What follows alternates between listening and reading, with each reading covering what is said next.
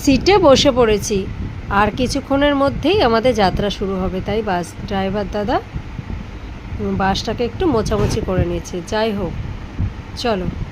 দেখো, জানলায় বসে বসে বাইরের দৃশ্য দেখছিলাম। কি অপরূপ প্রকৃতির সৌন্দর্য, কি সুন্দর লাগছে বাইরেটা, দারুণ। আর ওই যে দূরে পাহাড় দেখা যাচ্ছে, তোমরা কি দেখতে পাচ্ছ? দেখো কি সুন্দর। এই যে বনু তোমাদেরকে হাই করছে আর চিড়ে ভাজা খাচ্ছে, আর এদিকে আমি বসে রয়েছি। যাচ্ছি অনেক দূর ঘুরতে, আর বাসে একসাথে নিজের ফ্যামিলির সাথে ঘোরার মজাটাই আলাদা। আমরা সব সময় যখনই যেখানেই যাই না কেন, আমার বাবা মা, আমার বোনু, দিদি, জামাইবাবু সবাই মিলেই যাই। দেখো, এপাশে বাবা মা বসে আছে। চলে এলাম কোলাঘাটে। এখানে কিছুক্ষণ বিশ্রাম নিতে হবে, কারণ এখন রান্না হবে। রান্না কমপ্লিট হয়ে গেছে। চলো রাতের ডিনারটা ঝটপট করে